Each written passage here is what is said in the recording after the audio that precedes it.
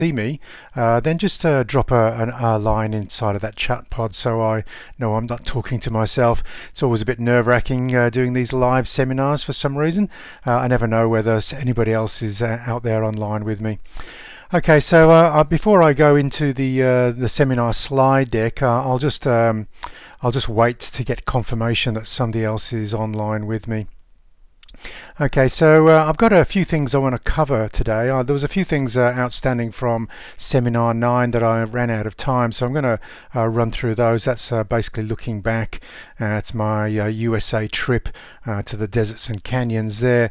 And I want to look at some workflows that I was implementing there and maybe give you some ideas for maybe modifying your own workflows. And then I've been out and about with the A9 II and also the RX100 Mark VII cameras, so I'll be giving you a bit of feedback on both of those cameras as well. So I've just got hopefully I can pronounce this right, Hape Krummen from Switzerland, so he's online. So I think what I'll do is, now that I know I've got somebody else who is joining me, I'm going to go into that slide deck. There will be a recording of this, so if you have to jump ship halfway through, you will be able to catch up with that. I'll put it in the members only forum for watching all of the previous live seminars that I've been running. What I'll do is I'll come out after maybe half an hour or so and take a look in the chat pod, see if there's any questions coming in, and then dive back in for the second half. I'll stay online after the end of the presentation just in case there's a few questions, and if you've got any questions that I haven't managed to cover here, just drop them in the monthly Q&A forum. This is the forum that I do prioritize for paid members, and Hans from Denmark, welcome as well. Okay, so let's without much further ado, let's dive in and take a look at what I've been shooting over the last month since I last spoke to you. Okay, so as I said, live seminar 10. Can't believe that it's almost a year that I've been doing these live seminars for the paid community. And okay, so there's I've been making a few tutorial movies that have been on my hit list of things to cover, and these are things that are either new or a behavior that is changing with either firmware updates. The first one on the top there is the new lenses, the G lenses announced for the APS-C cameras, which is the 1655 constant f2.8, very sharp lens, but doesn't have image stabilization. So that's going to be most attractive to A6600 users.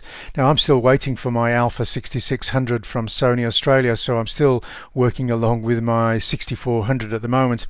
I also did a movie on real-time AF tracking. Now, many people, where I posted this into forums on Facebook, etc., wondered where and when it was coming to the A7 III and A7R3 cameras. But I strongly suspect that the Beyond's X processor for those cameras can't deal with the extra algorithms in real time. What has been happening with Sony's newer releases is they've been putting in much faster Beyond's X processors in the cameras, possibly to deal with these new AF tracking algorithms. So you'll see it on the A7R4, you'll see it on the Alpha 9 II, and you'll see it on all of the new A6000 cameras, including the 6100. This will be the cheapest entry point into obtaining these AF tracking algorithms. Another thing that I wanted to do, and this is a bit long overdue, was to look at the face eye priority in AF, and this feature was backdated for A7 III, A7R3 users via that version 3 firmware update. Now, a few people after the firmware update were happy that the IAF was permanently on in continuous autofocus. There was no need to hold down a custom button, but there was a lot of things online that I picked up And this was to do with the changed behavior, that the IAF was being slow to kick in. And one of the reasons for that is part of the changed behavior is the IAF will only kick in if the face is inside the AF area.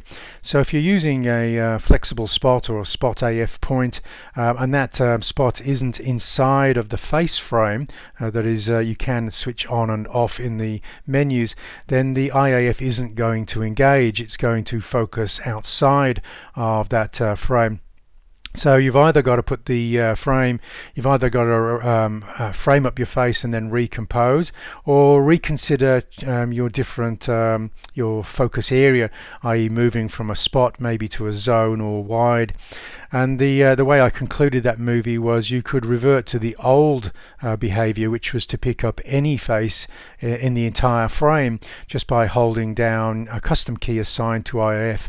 In that way it will look outside of that frame.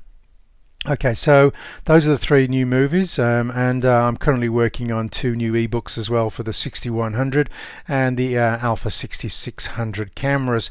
I'm not too sure how I'll deal with the A9 II yet. I might incorporate that in the original A9 ebook because the cameras are very similar, so I'm yet to decide on that one. Okay, so this is where I sort of left off last month. I was looking at some of my workflows that I was exercising in the USA. Now this one I'm working with the A7R4, remember, so I decided to do a HDR panorama. This is I was actually collecting over 2 gigabytes worth of raw data in this instance, so this is quite a lot of information for Lightroom to have to deal with.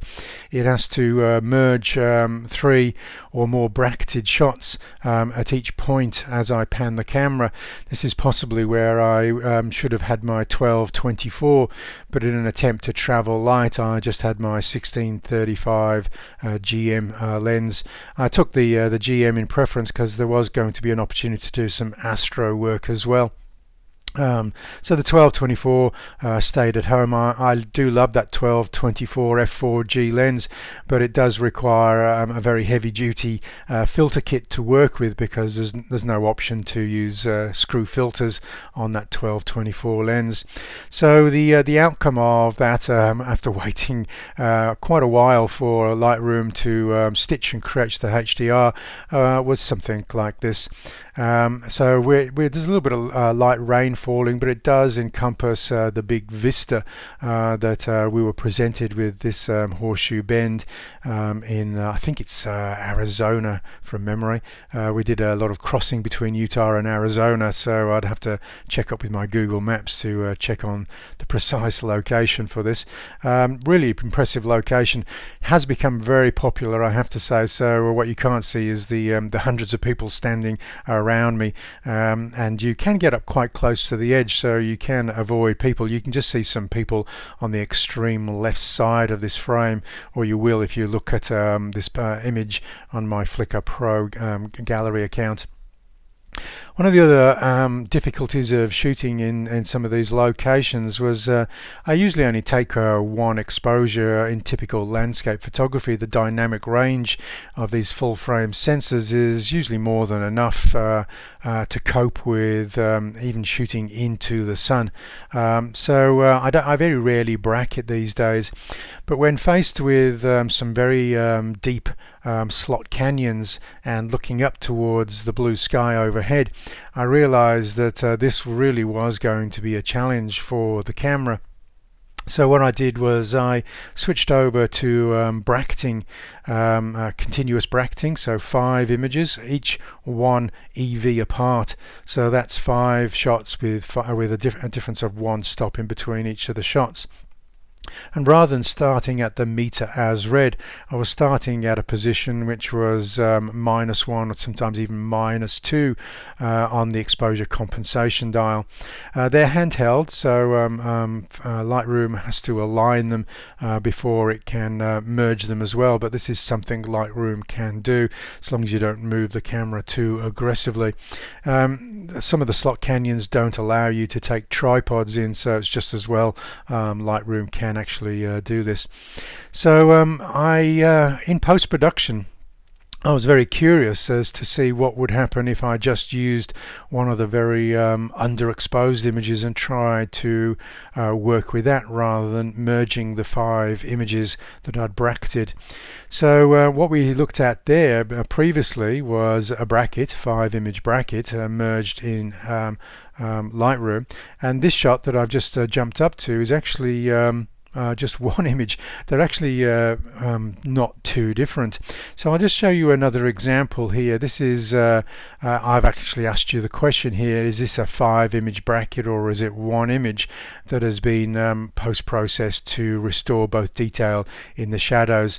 Obviously, if you're going to rely on just a single exposure, you are going to have to underexpose massively. The idea of this is you have to protect your highlights, and it's worth getting those comfortably in rather than just in.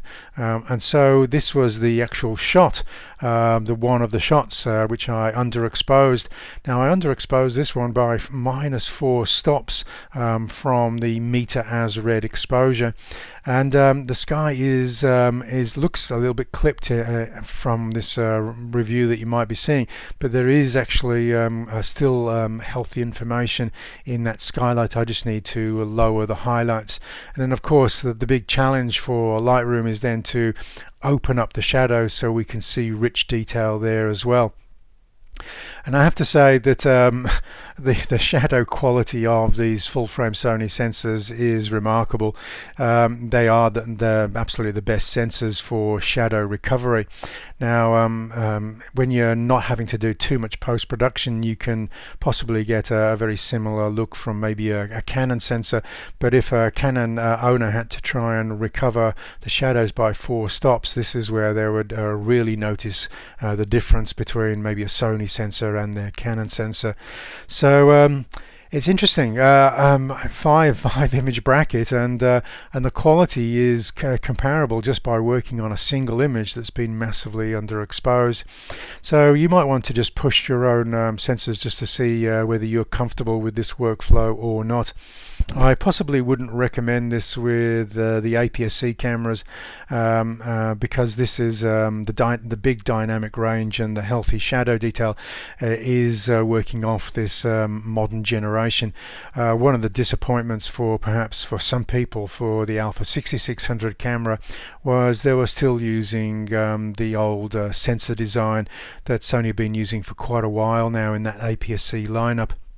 It is a very good sensor, I have to say, and Nikon also uses that 24 megapixel sensor, and the quality is very good. But we do have the next generation sensors in the full frame cameras, which is the backlit illuminated sensors, and we even have a generation newer than that in cameras such as the Alpha 9 series cameras, which is the stacked backlit illuminated sensors. It's the stacked backlit illuminated sensor that allows the A9 users to shoot with zero blackout between frames using just the electronic shutter. Okay, so one of the things that I revisited was a location as we were driving towards Death Valley. We passed a location that I'd photographed 10 years before. This is the old 10-year shot that I captured when I'd come through this area. It's just past Mono Lake, heading south towards Death Valley. And so when we drove past it, I gave a hoy for the driver to pull over because I would really like to just visit this location once more. I've used this workflow to demonstrate black and white conversions, and you can access this raw image and the workflow for the black and white conversion on the downloads section tutorials. So just go to downloads tutorials and you can download a smaller raw file and then follow the workflow if you're interested in learning how to craft black and white. I always say to people, black and white is never just a one-click option. It always includes considered dodging and burning to work those highlights and shadows so that you can control where the viewer looks within the image. So there is no one-click conversion to black and white. It is always a considered narrative, if you like, of working tonality. Okay, so this is the shot that I actually captured this time around 10 years later. The sky isn't nearly as impressive because for the first week of the tour, when I was running in the USA, there was very little opportunity to shoot with any clouds. Great weather for sunbaking on the beach, but perhaps not so good for photography. So I thought I'd just highlight this as an option for some of you. Some of you will probably not want to cross this line. But for those of you who already have got Lightroom, then if you're leasing Lightroom, then you do have the opportunity to work in Photoshop as well. Now, I do 99% of my work in Lightroom these days, but there is always an opportunity to take an image into Photoshop for certain things that Lightroom and Capture One, for that matter, cannot do, and that is compositing. So what I decided to do, I just did a 1 or 2 minute example, just to drop in a sky. The sky was actually captured, I believe, on a mobile phone, but I just wanted to drop that in very quickly. The sky was captured a couple of days later when cloud cover did come in, but I just wanted to show you that once you've got a comfortable workflow inside of Photoshop, it is quite easy just to drop in a sky, maybe to give a little bit more drama. It is a bit of an ethical dilemma for some people, is because you didn't see it this way, is it okay to communicate something that never really happened? So that is something that each person has to make up their own minds with. But I just wanted to raise that a discussion point. I don't personally believe there's any rights or wrongs in photography. It's just so long as you maybe declare an image as a photographic illustration, and obviously photojournalists cannot enter into this sort of workflow because their photographs are often seen as evidence or a document of something happening. But certainly for illustrative purposes, maybe for magazines, editorials, and art, that does open up the doors a little bit wider for this type of work. Okay, so I'm actually quite happy with perhaps no clouds, slightly taking a different vantage point now for this building. And Ansel Adams often made his skies extremely dark, so I'm just playing into that particular workflow. It was a bright blue sky, and obviously I'm pushing the tonality a little bit more because I'm basically wanting you to not look at the sky, I'm wanting you to just look at the foreground. So I did do a lot of black and white conversions. This is sort of Ansel Adams' stomping ground, California and Yosemite Valley and over the Sierra Nevadas. It's somewhere that I'm very familiar with a lot of Ansel Adams' black and white images from this area. So although I reveled in the glorious color in these regions, I also was tempted to work with just the tonality, the light and the shade. Now, if you've not done too many black and white conversions, I would encourage you, if you're working in a program such as Lightroom, to explore the black and white profiles. Black and white is never, as I said, a case of just lowering the saturation slider. It's you convert to black and white, and then you can control the tonality of each and every color. And one of the ways of getting an idea of the variations that are open to you is actually to open up the profiles in Lightroom. And we've got a good dozen or so black and white profiles. Some of them will talk about yellow filters, orange filters, red filters, as I've applied a red filter here. These are the traditional colored filters that black and white photographers used to carry when doing these type of black and white images. Because putting on a colored filter, it would darken the opposite colors and lighten the colors of that colored filter. So reds would become lighter and blues would become darker. So this was a way of controlling tonality, not in the darkroom, but inside the camera. And now we have the opportunity to do all of this in post-production. So here I've just highlighted how I could select that red filter. Once you've favorited a particular filter, you don't have to go into the profiles. You can just pick them up just from the drop-down menu because your favorites will appear there as well. Okay, so just to show you a before and after, this was an image that I captured in Death Valley. one of the problems with shooting in a broad open landscape. They look great to the eye, but often when we take photographs of them, there's no clear, distinct focal point for an image, and so that is one of the great challenges in these environments, is to find something that you want to identify as a clear focal point. And in this particular desert scene, it was just these small leafless branches coming out of the desert, waiting for water, so to speak. So what I saw was in color, and I could actually visualize as being much more dramatic in black and white, and so here is the black and white conversion, again darkening down the sky and to highlight the hero element. So again, this is a way of telling a narrative, basically pulling people into the focal point of the image that I think is significant and important. So you may prefer the color version, but for me this will sit in my folio as a black and white image. Okay, and we also, in order to get into Death Valley, we passed through an area of Joshua trees, and again, the Joshua tree does present the clear and present focal point in an image, and so my little photographic dance in an environment like this, because there were hundreds, possibly thousands of Joshua trees, was to try and find a foreground, middle distance and distance relationship between those hills in the distance, the skyscape going on there. We've got a pretty good sky going, and then balance the foreground Joshua tree with maybe a Joshua tree in the middle distance, and also avoiding getting any of the other photographers because we were working as a team or a group. So the other thing that I've done since coming back from the United States was to accept a teaching role at Malaysia Full Frame Life, an event organised for Sony full frame users.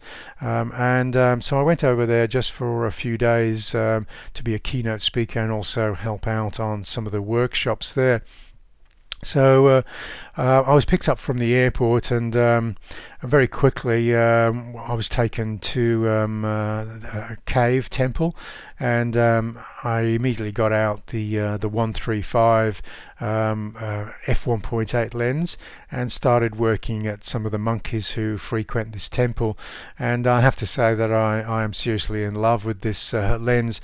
I have been used to taking my 85 f1.8 as my short telephoto wide aperture prime because it's light and it's small, but going to this full frame life, one of the focuses of this event was portraiture. So my favorite portrait prime at the moment is the 135. It's possibly nudging the 1 kilo mark, over 2 pounds, but having said that, if I'm working with an A7R Mark IV, I could possibly leave my 70-200 at home and just work with that prime and just use my legs as the zoom, because I am a big fan of that ultra wide aperture, and especially now we have the animal IAF and we can toggle between human IAF and animal IAF. I'm certainly getting sort of a beautiful aesthetic to the stuff that I've been shooting. And because it was a portrait workshop, I did take the opportunity to work a couple of people who were visiting the temple.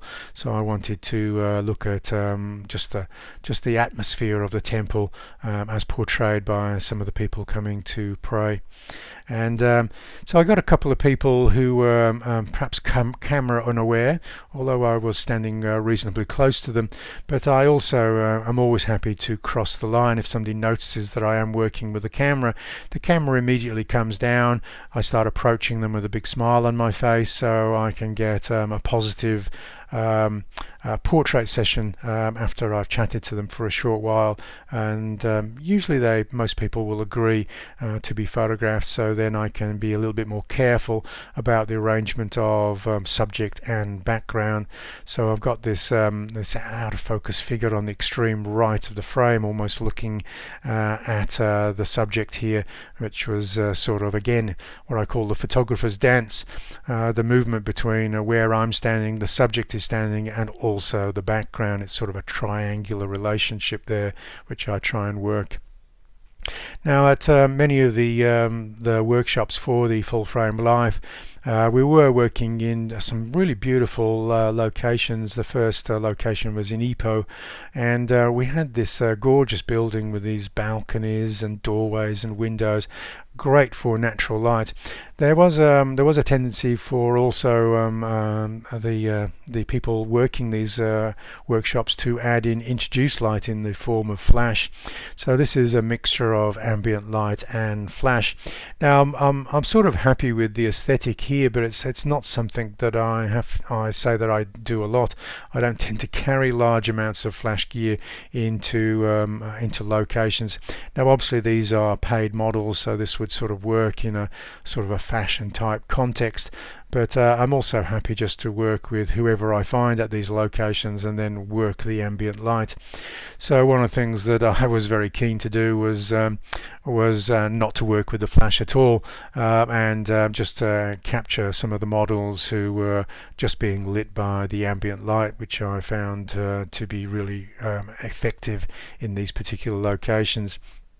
So if, for instance, in this particular location the model had been working in a sort of a flash type situation, and there was a flash coming through a window which I thought just confused the lighting just a little bit, so I asked for the flash inside, putting light through that window onto this balcony area to be switched off, just so I could work with ambient only.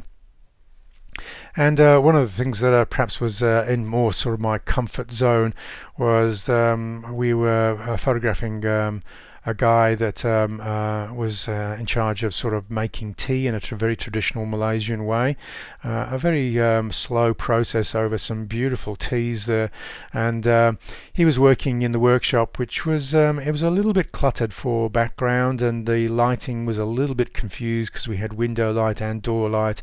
And so what I did was I asked this guy to come towards the doorway. I typically refer to this as my open door technique. I like being able to relax somebody against the door frame, shooting through to an interior with much darker backgrounds, and getting working a little bit of foreground here on that extreme left hand side. And never content just to get one portrait, always trying to see how close I can go, never really afraid that we can crop in much tighter for a really quite dramatic portrait. So I had a few dozen shots, and I could at different distances to get more of a narrative rather than just relying on a single hero shot. I also took some detail shots in amongst the shop of just the teas themselves and him making tea. So I've got the possibility of maybe a small magazine article to highlight the importance of tea in Malaysian culture there. Okay, so one of the interesting things that happened, and I have to say it's the first time that's actually happened to me using the Sony cameras over a 7-year period using Sony memory cards, and that is as I went to get the files off the camera at the end of the day, and I put the memory card into my card reader on my computer, and the computer was saying that there were no files. I thought maybe I'd just grabbed the wrong card. Obviously the card slots have switched over since the A7R4, so slot 1 now is on top, not below, so I just presumed that I was a little bit tired and I'd grabbed the wrong card. But when I put it back in the camera, I realized I did have the right card, and the camera could see the images but the computer couldn't. So I thought, how will I work around this problem? And there was one particular file I needed to get off in a hurry to share with a participant who was at the workshop, and so I was just going to push it over to my phone. And that's when the database error, the dreaded database error screen surfaced. Now this was inviting me to recover the database, but if you were to Google this screen here, there is a risk of losing all of the images that are actually on the card. So I chose not to hit the enter button at this point in time. I just ejected the card, put it in my card wallet, put in a new card, and thought, I'll deal with this when I've got a little bit more time. And the way I did recover those files was to download a version to my laptop that I had been running on my desktop computer back in my office, which is a software called Disk Drill. Now this is available for Mac users or PC users, and what it can attempt to do, you can either use the free basic version or you can pay them some more money depending on the feature list that you require. But what happened was as I was running this piece of software to try and recover the files from the card, Lightroom instantly sort of picked up the files all of a sudden, because what happened is Disk Drill had repaired the file structure on the card in order to get the files off the card. So almost without me having to go through and complete the recovery process, I was then able to use Lightroom to import those images. So it wasn't the images that were problematic, it was the folder structure on the card. Now I have reformatted the card since and reused it again, and the card does seem to be behaving.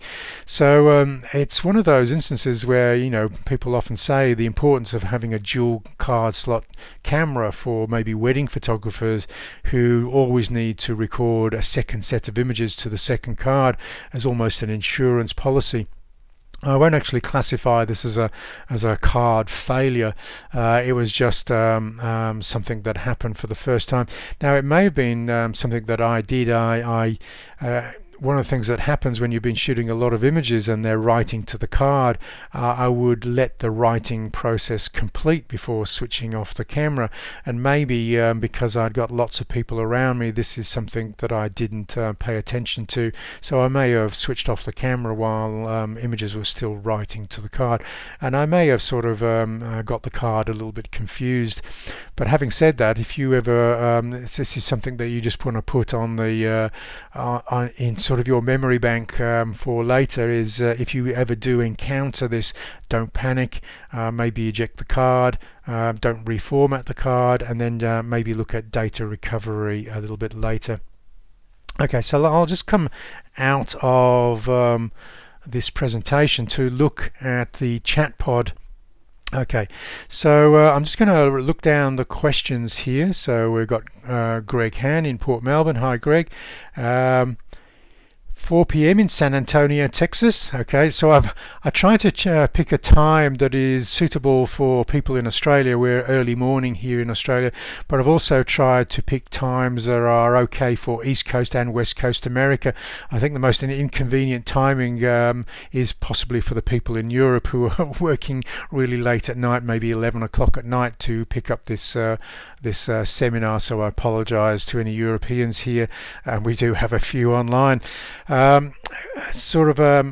Peter from Scotland. Do you feel the A9 will drop significantly in price with the introduction of A9 II? Now the A9 has dropped a price twice since it was first launched. It dropped a full $1,000 in its first drop when it was perhaps maybe 6 months or 8 months old, and it was already cheaper than the 1DX Mark II and Nikon 5D or D5, which were its natural sports competitors. But then it dropped another $1,000 since that time. Now I suspect Sony being Sony, when the A9 II gets a little bit mature in the lineup, it could drop even further.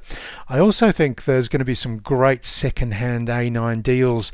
You have to remember that for people who have bought the camera to shoot action sports, that mechanical shutter is basically not working most of the time. It's sort of parked out of the way. So the shutter count on an A9 is a very interesting idea, because you could have a camera that's been well used for sports action but has very few frames on that mechanical shutter.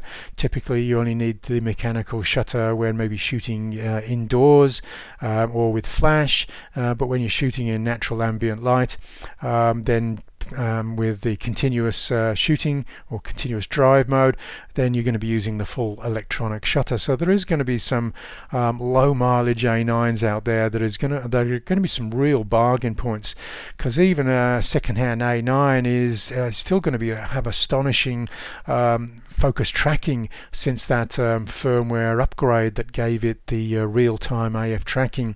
Now, it doesn't matter how good the AF tracking gets on the A6000 series cameras and the A7R4, they're never going to be able to match that A9 with zero blackout. Obviously, the DSLRs are obviously compromised because the mirror temporarily blinds the AF sensor, but also a mechanical shutter also temporarily blinds the sensor from constantly tracking the subject. Whereas the A9 never experiences that loss of continuous stream data going to the AF sensors, it's always going to be able to reliably track. So typically when I'm tracking something rapidly moving and maybe erratically moving, I'm always expecting a camera to drop a few frames here and there in a sequence, whereas with an A9 I'm always astonished that every shot in a sequence is often very sharp. The images that I only ever drop with an A9 camera these days is when I'm panning using slower shutter speeds, and then it's my inability to pan accurately with a moving subject, not the camera's problem with pulling focus. Okay, so we could wait. So I don't know how long you're prepared to wait, but I still think an A9 and certainly a second-hand A9 is going to be incredible value for money. Maybe a stupid question, but how do you get to -4 stops? Okay, so that's actually a very good question. Is sometimes you can be in manual exposure, and so you can work out how many stops under the meter as read that you're physically going when you're using. Now, I don't often go into manual exposure. The other thing is there's also the opportunity to bracket 9 shots when working in the camera. So it is possible for the camera in the 9 image bracket to go 4 stops either side of the meter as read.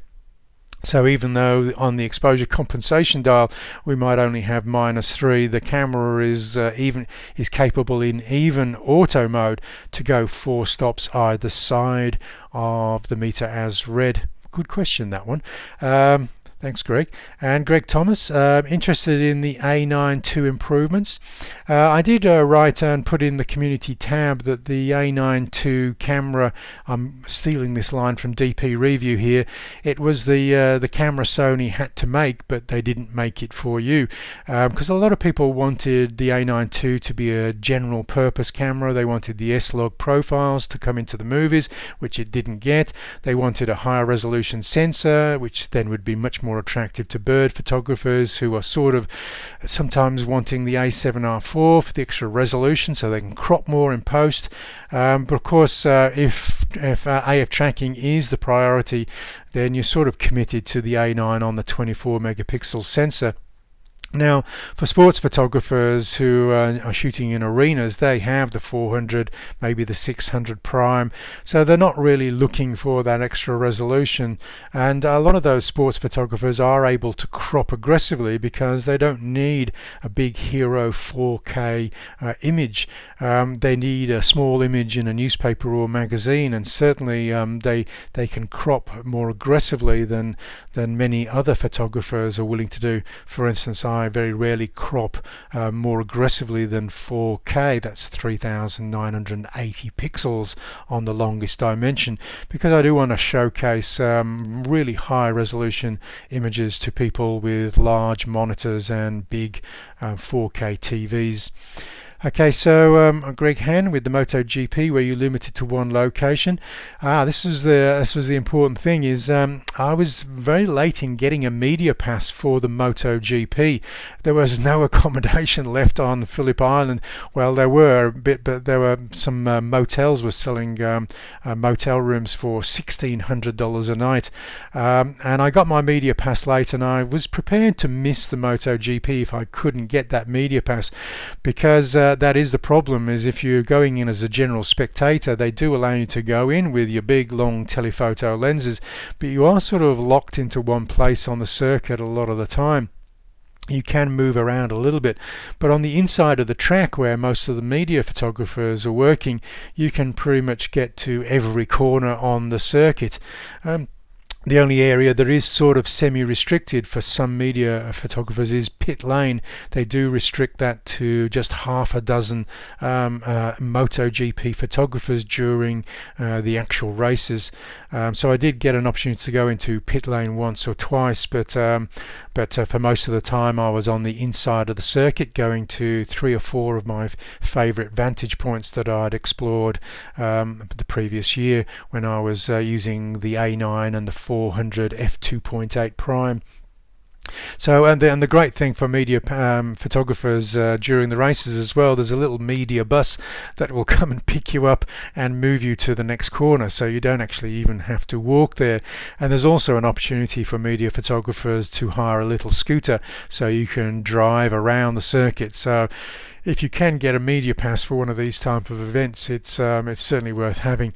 You do need a letter of recommendation from a magazine or newspaper to say that they're looking for your images from that event. Now the MotoGP is a lot easier to get a media pass for than say Formula One, where every man and his dog wants a media pass, and they do get a lot more restrictive. Okay, so I'll go back into full frame and we'll look at some of my images from the MotoGP. Sorry if you're not really interested in lots of pictures of motorcycles, but it's really not necessarily the motorcycles we're looking at here. It's the techniques for photographing rapidly moving subjects with and I've used more than one camera. I've shot this with the A9 II, the Alpha 7 R4, and also surprisingly an RX100 Mark VII, which is what we're going to talk about briefly towards the end of this presentation today. Okay, so the A9 II, and I've chosen to work, well I actually asked Sony Australia, what lens would you like me to shoot the MotoGP? Now I shot it with the 400 2.8, and this did give me the ability to get very shallow depth of field when shooting with those very wide apertures. Now you can't actually use those very wide apertures when you're trying to get movement blur when the motorcycles are going along the straight or coming through fast sweeping bends. You do have to stop the aperture down in order to achieve those slower shutter speeds. And last year with the A9 I could only go as low as f11, whereas with the new A9 II and the new firmware upgrade for the A9 you can now stop down as far as f16 in order to get those very slow shutter speeds. In this first image we're actually looking at one of the circuit test bikes. It's not actually a MotoGP rider. This was on the day before the practice session started, and I'm shooting this at 1/2000th of a second with the 600 or the 200/600 G lens. Now this does and the quality I was getting from this, because this is a particular corner where you have to stand a lot further back, because when the riders come off this corner, which they do in the wet, then you have to be a long way back behind hay bales to protect yourself and also protect the riders. So it is a corner that is more suited to much longer focal lengths than 400. Typically we'd be looking, last year I was using the 400 with teleconverters, or the A7R3 with the 400. This year I was using obviously the Alpha 9 II with the 600, and I was still cropping in there because perhaps the ideal focal length for a corner like this would be closer to 800 if you weren't wanting to crop. And I have to say the detail of the 600 at 600 at the maximum aperture f6.3 is certainly superior to the 400 with teleconverters, and so this really just was not just an endorsement for the A9 II. It's also an endorsement for the 200/600. I haven't yet decided to take ownership of this lens because I do prefer to work from messenger bags rather than backpacks, and this lens does really require the use of a backpack. But I'm so impressed with this lens, I might buckle and sort of add this to my lens list, certainly after shooting the MotoGP this year. And so the sort of detail that I'm getting from the leathers and looking through the visor of the riders here. This is the world champion Marc Marquez, and he's really gunning it round this bend. He wasn't afraid to get his bike well cranked over even though it's raining, and you have to take your hats off to these riders. They show no fear in whatever the weather, and certainly the MotoGP in Australia, they really turned on the weather to such an extent they had to abandon testing on one of the days just before a race day because the side winds were moving the motorcycles as much as 1 or 2 meters sideways in some of the corners, and 3 of the riders voted to carry on putting in lap times, although 17 of the riders were happy to step back and maybe delay the testing for a while. Okay, so you can see one of the disadvantages of this very fast shutter speed now is the rain is recording as little white pinpoint dots, and perhaps a better aesthetic is if we'd have got the raindrops as streaks rather than pinpoints of light. But what I was doing here is the camera isn't panning, so really I'm here to get the sharpest images possible by using those faster shutter speeds. So here is a sequence of images of these bikes coming through the corner, and again you can see the camera is not panning. I'm just shooting at 20 frames per second to get this sequence of the bikes coming through the corner. And even at 20 frames per second you can see each frame can be significantly different from the last, which is why sports shooters love 20 frames per second when action is unfolding really rapidly. This is this is where I've varied my technique. I've now lowered the shutter speed from 1/2000th of a second to 1/250th of a second. Now it's not the speed of the motorcycles that dictates the ideal shutter speed for these, it's the speed that you're actually panning the camera. So that really makes a difference to how close you are to the subject, because obviously as the closer you are, the quicker you're going to have to pan. And so these were very fast pans, and so 1/250th may not sound incredibly slow, but if you see how quickly I'm panning, which is a bit like a golf swing, you can see that this is sufficient to really drag the detail on the bitumen, the tarmac on the racetrack there, and that is enough to give you a sense of speed, which you wouldn't get if you were using that 1/2000th per second shutter speed. It would be almost like the bike had fallen over if you freeze all of the detail on the track itself. And again, just like last year, I was just super impressed with the A9's ability to get pin sharp images. Yes, I did lose shots in a sequence. It's almost impossible to do a 20-30 image pan with the bikes traveling at over 100 miles an hour, 160 kilometers an hour. There would always be a few sharp, and then a few blurry, and that's not because of the camera, that's just my ability to pan accurately.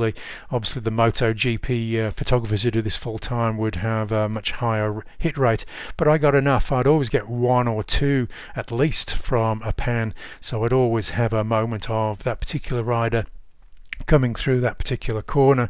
And again, here is the world champion Marc Marquez, and you might see some streaks of rain in the ultra HD version, the 4K, which you can access on my Flickr Pro account, and you'll see Marc Marquez again not afraid to get his knee down as he's coming around this very fast corner called Siberia on the racetrack. Here's an image that I captured last year, same rider, same corner, but this is the 400 2.8. Now if you're going to split hairs here, I'd have to give it to the 400 2.8. Obviously at focal lengths of 400 and lower, I am going to, obviously the 400 doesn't zoom lower, and that's the reason that this is, we're a little bit closer. The ideal focal length for this particular corner is probably closer to 300 millimeters, and with the 400 prime I didn't really have the opportunity to get the whole motorcycle in. If I back up, we're on a bank overlooking the riders banked over, and so if I back up I actually lose the bottom edge of the motorcyclist here. So I really was just committed to having to crop into the full motorcycle, which is a great look. You know, you really get a rider's perspective of what it's like to be on the motorcycle cranked over in such a fast corner. Okay, so coming back to the A92 with the 200/600 zoomed out to more approximately the 300mm focal length or thereabouts. As you can see now, I'm getting the whole bike in. So there were some advantages certainly to having a zoom lens rather than the 400 prime at this track, unless of course you have the luxury to work with two bodies, which some sports photographers do. Rather than changing lenses, they just switch to the second body. Okay, so lots of examples, pin sharp images. Yes, there's no surprises here really. So I think going back to Greg Thomas's question, there is the improvements to the A92 is really all about getting the images off the camera and to your picture editor. So I certainly saw more pros. I only saw 3 photographers using an A9 camera at last year's MotoGP, and I saw 7 photographers using A9 cameras. So and I think that number is going to increasingly grow. And certainly we didn't have the A9 II at this year's MotoGP. One of the Spanish photographers was asking me where I'd acquired my A9 II from, because he was really looking to be able to get his images off through the fast Wi-Fi transfer to his picture editor back in Spain. And certainly those are the improvements which the professionals are really looking for, the ability to get the images to your picture editor twice as quickly as you could do with an A9 camera. And so we've got lots of examples. What I've also found is I started using, maybe I'll just wait until I get to the slide. So we'll just wait for this to roll around. So I've probably got too many examples here of the A9 II and its performance. Going back to the faster shutter speed now, this was interesting. Is I captured this one at a corner that I had been shooting at the 400, and this was more suited to the 400mm focal length. But what I was experiencing previous year was the better background bokeh, because we could use those wider apertures.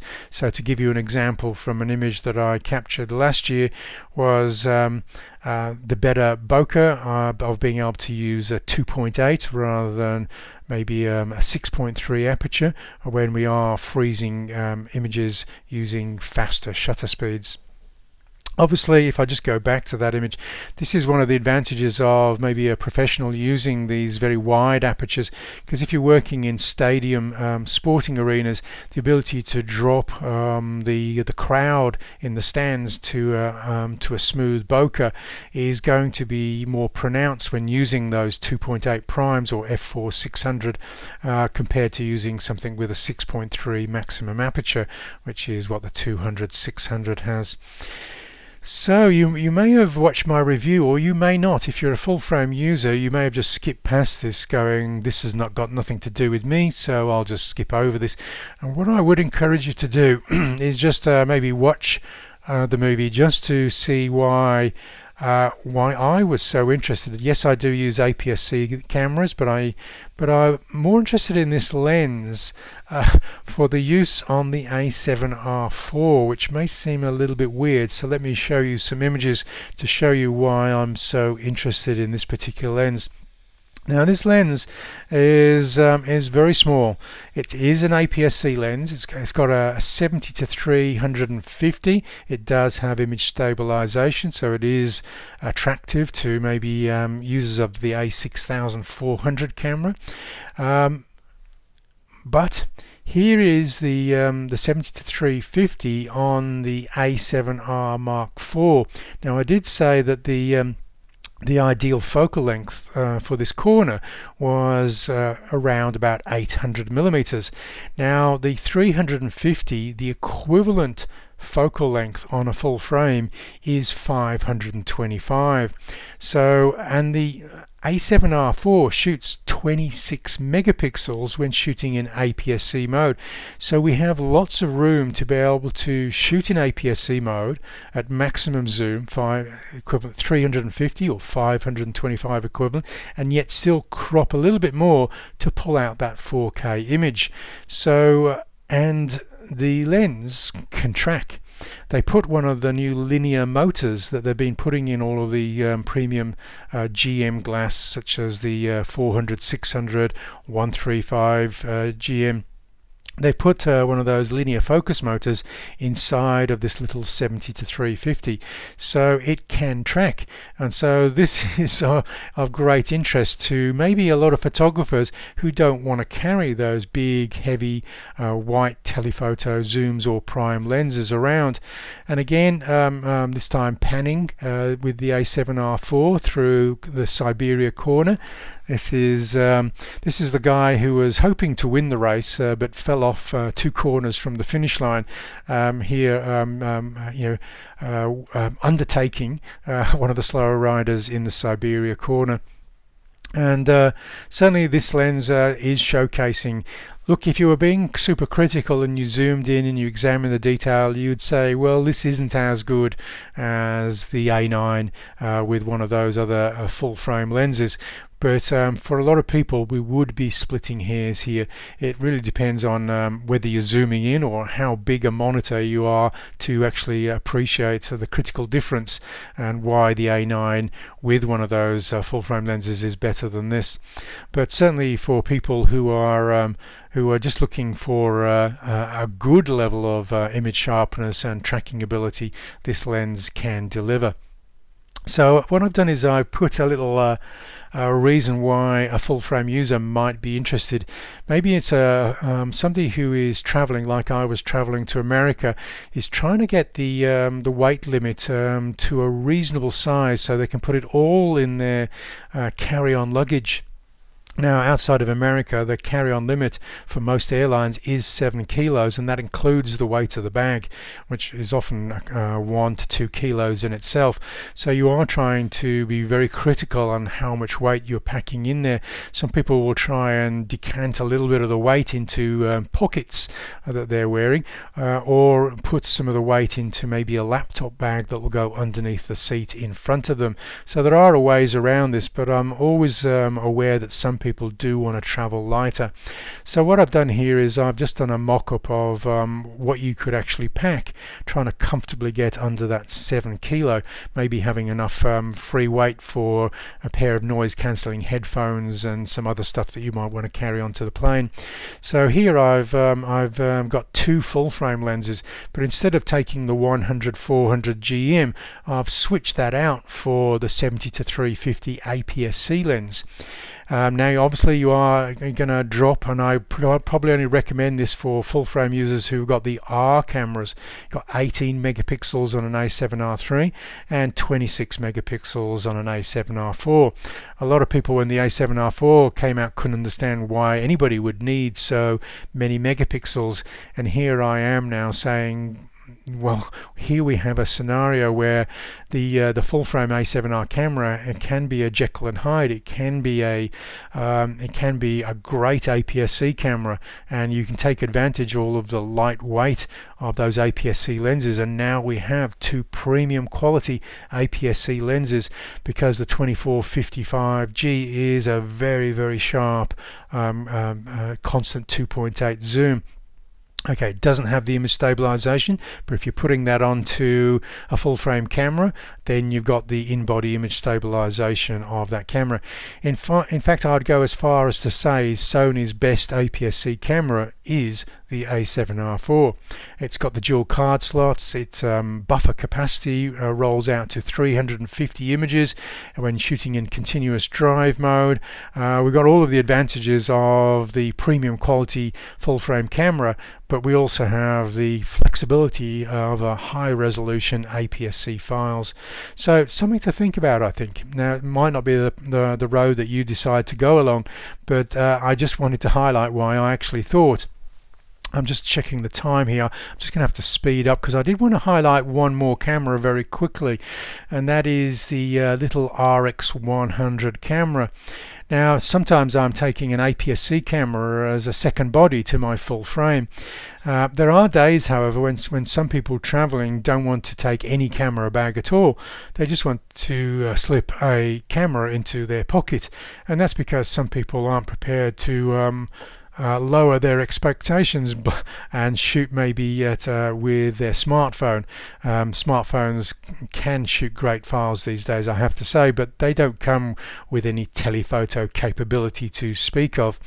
So I had the RX100 Mark VII as a sort of a second body when walking around the pits with my long telephoto lens. And so these images, we have Marc Marquez, the world champion, there on the right side, and that I shot with the RX100. We've also had a pit lane opportunity, and I had been shooting in pit lane with the 200-600, and suddenly there was this opportunity where the Honda team were showcasing a new signing for the last 3 races of MotoGP season. Zarco now sitting on side on a Honda motorcycle, and so I had the opportunity just to grab 3 or 4 shots with the RX100, and in good light we create some great looking images. It has to be said that a lot of people wouldn't even notice that we'd drop down to a pocket camera in shooting this style of image. Now, one of the and this is actually my dog called Poppy here running in my local park. Now, if we do crank up the shutter speed to a very fast shutter speed to freeze motion, we are going to start cranking up the ISO as well. And this is really where a camera with a small sensor, a 1-inch sensor, will start to show its signs that it's not an APS-C, it's not a full frame camera, and so the noise will start rising quite quickly. Also, the dynamic range. My dog is bright white, and I would sometimes struggle to pull detail back into those highlight areas. So I can definitely notice that this is not a full frame or an APS-C camera, but I have to say it's pretty remarkable because this camera is running the same stacked backlit illuminated sensor as an A9. So, and on the RX100 VII is we get this blackout free shooting in real time, which makes it very easy to pan these motorcycles that are traveling over 100 miles an hour in the corner and get accurate panning. And so one of the advantages of panning with the RX100 is we're lowering the shutter speed to 1/250th, so we're lowering the ISO. So again, we're raising the quality of this image shooting with a small sensor. So I've been very surprised that I could actually do MotoGP stuff. Now I'm working at the full 200mm zoom. Optimum focal length is 300mm, so there's a little bit of cropping, but it's a 20 megapixel file, so it does allow me to crop a little bit and shoot this sort of stuff. Here I've cropped in and I've not come down below that 4K limit that I'm not prepared to crop under. And some of these shots are reasonably sharp.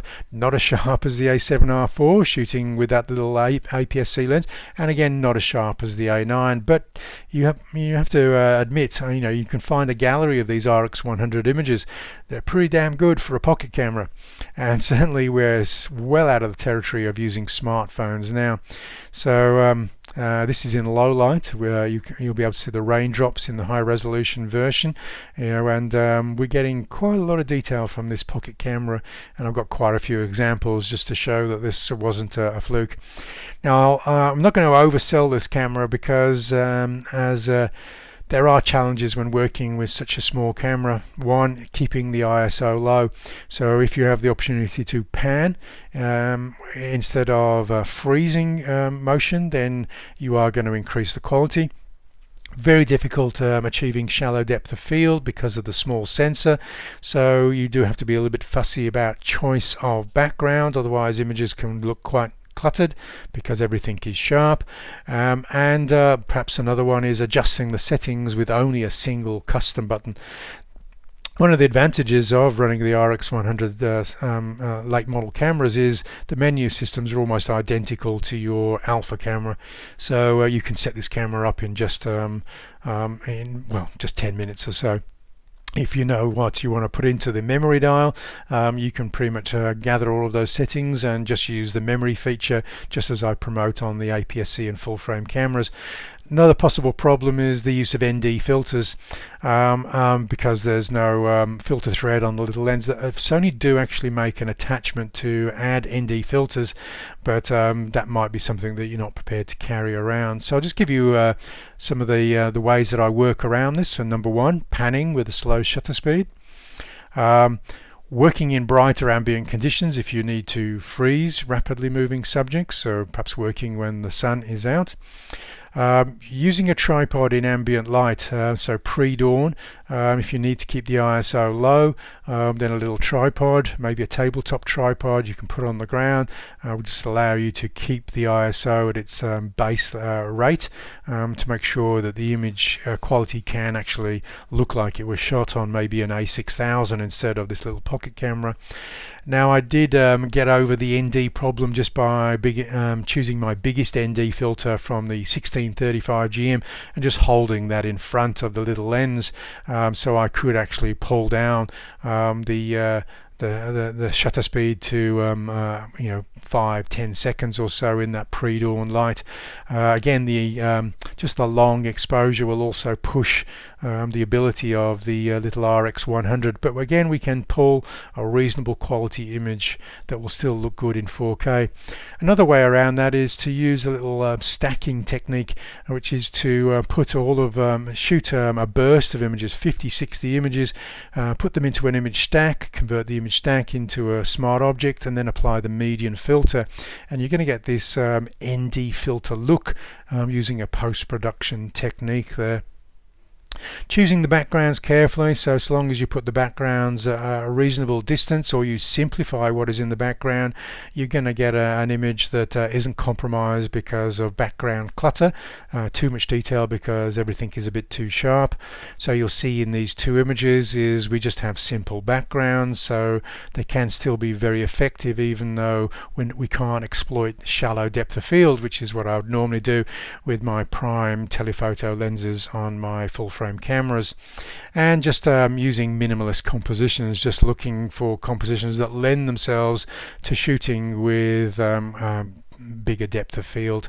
So again, shooting ISO 100, it doesn't really matter what aperture you're shooting with, pretty much this distance, pretty much everything is going to be sharp. So here I'm just using a background that doesn't have a lot of detail. Okay, so I'm coming out of the chat pod now. We've gone 4 minutes over, but I'll just take the opportunity just to look through the chat pod, answer a few questions. If I don't get through all of them, then I'll just take a look and answer them after I sign off here. Okay, so let's just have a look to see where we were going. Okay, did you sell your images to get press accreditation? Greg is saying. One of the difficulties for me applying for media passes is the images don't go to magazines, and Sony can't actually use them in any advertising material. The images for the media can only go out to promote and inform people about what is unfolding at the event. And so sometimes the media people who are looking to give out media passes are a little bit surprised when somebody from an organization such as Sony, which don't have newspapers or magazines, want a media pass. But of course, with Sony wanting to get into professional sports photography, and Olympics will be probably their big hero moment next year, is a few media organizations who understand the importance of Sony as a potential sponsor would hand out a media pass to me. So no, I didn't sell any of the images, but that isn't my drive really. My drive really is just to test the gear for Sony, show what the gear is capable of. Sony could use the images to as in-store ideas, so to tell the staff that these cameras are capable of this. Look, Mark's been doing that, but you're not going to see them in any full-page adverts in magazines promoting the strengths of the cameras, unless, of course, Sony wanted to pay MotoGP for the rights to use one in an advertising campaign. Okay, so hi Maggie, better late than never. Hopefully you'll be able to replay and see what you missed. Okay, so Mary obviously appreciates the idea of perhaps using one of the smaller APS-C lenses. Now, I have to say that once you've got the lenses off a full-frame camera, there's actually not that much weight difference between one of the APS-C lenses and one of the full-frame cameras. I'm always surprised when I feel the weight of one of my full-frame cameras to remember how light they actually are. So really, the weight saving is in all of the lenses that you're going to carry, and so that is, as I said, one of the great advantages of the A7R4. It can be your resolution monster used in the hands of an advertising photographer, but it can also lend itself to working out of a messenger bag with 3 or 4 APS-C lenses and still create reasonably high resolution images. Hello James from Mississippi. Okay, I've been to Oxford in the UK many times. I must put Oxford in the Mississippi area onto my list of places to visit. Somebody who missed the daylight savings. I know that really is confusing, especially when daylight savings changes between Europe. They choose a different day to go into daylight saving than Australia. So there's always like 10 days to 2 weeks difference between daylight saving there. Okay, so I started at 9 o'clock Australian Eastern Standard Time. Okay, so you can use your smartphone just to work out what time it is in somewhere else in the world, and they should be pretty savvy with daylight savings. So rather than looking it up in Google, I'd probably just use your smartphone World Clock app if you have one, and if not, just download one. Okay, so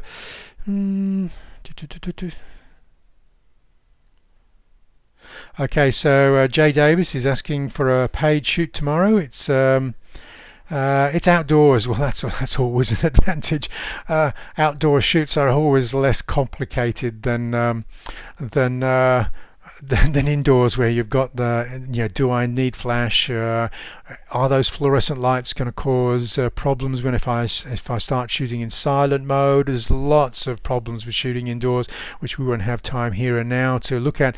But certainly, if you're shooting outside and it's a senior portrait session, typically I use my recommended portrait settings for single hero figures. So that's shallow depth of field. The backgrounds will disappear into a sea of bokeh if you have 2.8 or wider. Using IAF to always nail your shot. The only thing that I would modify from my portrait settings is knowing that when you're getting groups of people, you can't rely on that wide aperture to get everybody sharp, so you need to stop down, and never underestimate how much you need to stop down. If you can get 2 people standing side by side so their eyes are the same distance from the camera, you can still get away with reasonably wide apertures, 2.8, f4, etc. But as soon as you get a group of people and some people are behind other people, you really need to stop down to f8, f11, and then your choice of background becomes your major skill here, is arranging people so the background is appropriate. Avoid dappled light if there's sunlight. Avoid some people being in sunlight, some people being in shade. Avoid putting people in shade where maybe the grass very close to them is fully sunlit. You're going to get a big green reflector reflecting green light into the group setting, so just be aware of that one. I've made that mistake many years ago, never made it since, so just be aware of that one. I think that's basically my words of wisdom, is just never be afraid of just reviewing an image, zooming in. Typically the cameras by default will zoom into where it focused, so it should hit the eyes of the person that you prioritized, and then just moving left and right to make sure everybody else in the group is also sharp, and if not, just stop down or take a couple of steps back and then crop more aggressively in post, because stepping back will increase your depth of field as well. Okay, so I'm going to sign off here. We've gone 10 minutes over, but that's okay. It's always good to answer the questions. Just remember those the Q&A forum. I do change that every month. Quite a few people will just put questions in random forums that will appear after that Q&A forum, but try always go rolling up the community tab and looking for that Q&A forum. I post an image with each post, so generally it'll just remind you which image you're looking for, and then drop your questions in that one. That's the one that I visit most regularly. I try and visit the Flickr critique site a couple of times a week. Sometimes you'll have to give me 72 hours if you haven't got a response in 72 hours. Just again, in the community tab, just let me know you've got images in there, and I'll try and head over there. Okay, so I'm pretty much done here. I'll join you in about a month's time, and it'll be the last one of the year before we hit 2020, new decade, new Sony products to look forward to.